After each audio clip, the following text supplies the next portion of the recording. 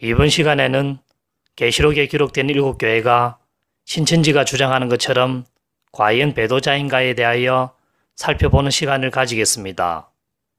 신천지는 계시록에 등장하는 7교회의 정체에 대하여 1970년경에 실제로 있었던 유재일 장막 성전이라고 주장합니다. 즉 계시록에 등장하는 7교회를 그 당시 2000년 전의 7교회로 보는 것이 아니라 미래에 나타날 예언적 존재로 보고 그 예언적 존재의 실체가 1970년경에 있었던 유재일 장막 성전이라고 주장하는 것이죠. 그리고 그 유재일 장막 성전이 하나님을 배도하여 기성교회화 되었던 것처럼 계시록에서도 그와 같이 예언하여 유재일 장막 성전에 해당하는 7교회를 배도자로 계시록에서는 설명하고 있답니다. 그러나 이 모든 신천지의 주장, 즉 7교회가 미래에 나타날 예언적 존재라는 주장과 그 7교회라는 예언적 존재가 성취되어 나타난 실체가 유재일 장막 성전이라는 주장과 또 계시록 본문에서 7교회를 배도자로 설명하고 있다라는 주장 모두가 터무니없는 엉터리 주장입니다. 지금부터 그 이유를 설명해 드리겠습니다. 먼저 계시록 1장 5절과 6절을 살펴보면 예수님이 우리를 사랑하사 그의 피로 죄에서 우리를 해방하시고 예수님이 우리를 하나님의 나라와 제사장으로 삼으셨다라는 내용이 나옵니다.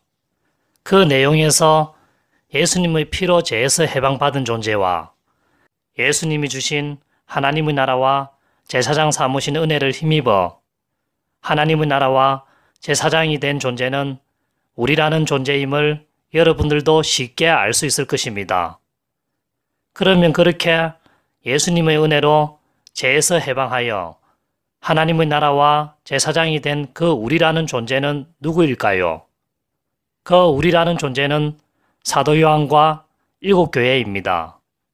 그 이유는 4절에 사도 요한이 7교회에게 편지한다라고 하면서 7교회에게 5절과 6절에서 우리라고 말하고 있기 때문에 당연히 그 우리는 7교회가 포함되는 것이죠.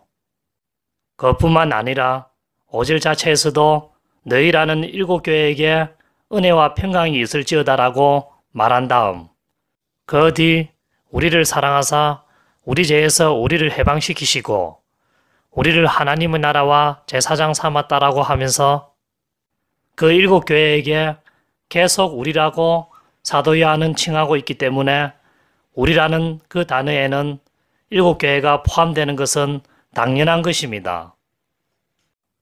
중요한 것은 계시록 1장 6절에서 7교회가 포함된 그 우리를 예수님이 하나님의 나라와 제사장으로 삼았다라고 하면서 그 우리라는 단어에 해당하는 7교회가 예수님이 삼으신 하나님의 나라와 제사장임을 사도 요한은 칭하고 있고 인정하고 있다는 것입니다.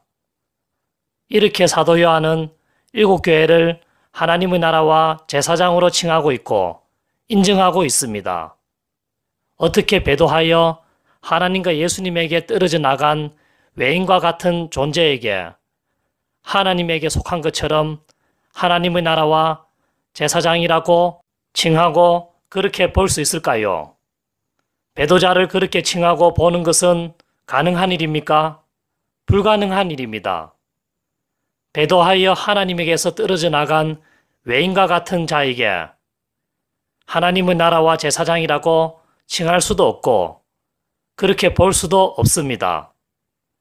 그러면 사도 요한이 7교회에게 주님이 세운 하나님의 나라와 제사장이라고 인정하고 칭하였으니 7교회는 배도자가 아님을 드러내는 것이죠. 여전히 7교회는 하나님과 예수님께 속한 존재임을 나타내고 있는 것입니다.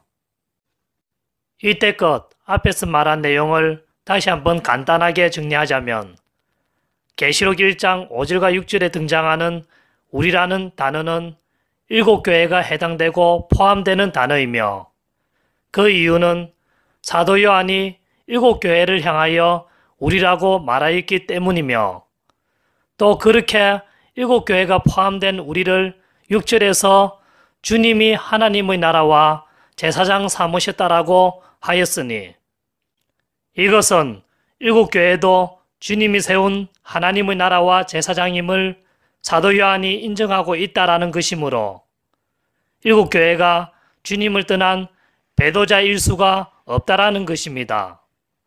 그 이유는 주님을 떠난 외인과 다름없는 배도자에게 하나님의 나라와 제사장이라고 칭하는 일은 없기 때문이죠.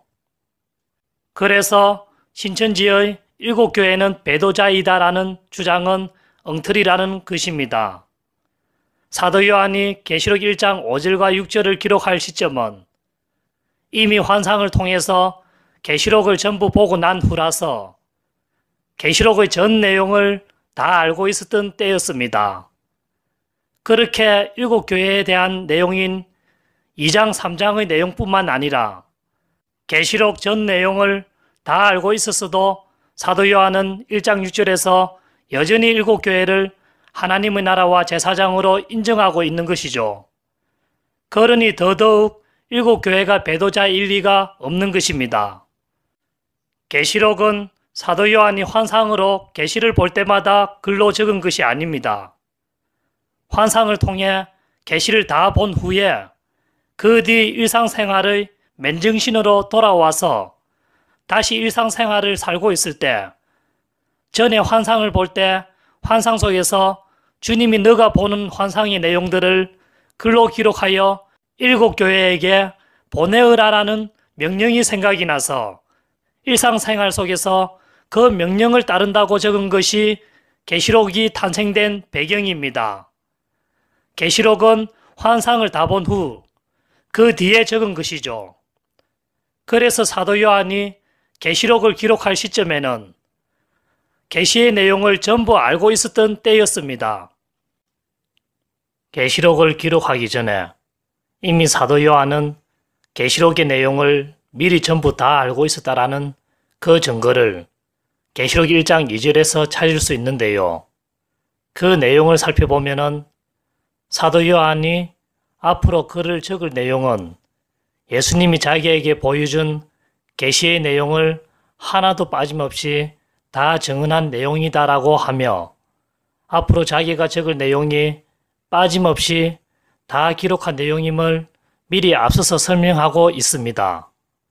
이렇게 앞으로 적어야 할 글의 모든 내용에 대한 설명을 글을 적기 시작할 때부터 할 수 있다라는 그 자체가 이미 2절을 적기 전이라도 사도 요한은 계시록의 전 내용을 미리 다 알고 있었다라는 것을 드러내는 것입니다.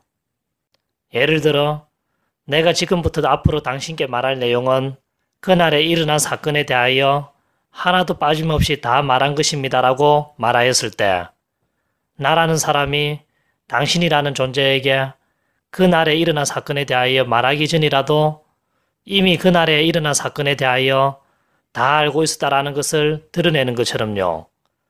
계시록 1장 2절도 그런 표현인 것입니다. 사도 요한은 계시록을 적기 전이라도 확실히 계시록의 전 내용을 이미 다 알고 있었습니다. 두 번째 근거가 또 있습니다. 계시록의 전체의 내용을 함축한 핵심적 내용인 계시록 1장 7절을 글의 서두에서 미리 기록한 부분입니다. 이 계시록 1장 7절은 사도 요한이 자기가 주님이 주신 환상을 통해 미리 본 계시록 전체 내용을 간략하게 함축적으로 표현한 내용입니다. 그래서 글의 서두에 계시록의 전체의 내용을 함축한 핵심을 저렇게 먼저 표현할 수 있다라는 그 자체가 사도 요한은 계시록을 기록하기 전이라도 먼저 계시록의 내용을 다 알고 있었다라는 것을 드러내는 증거입니다.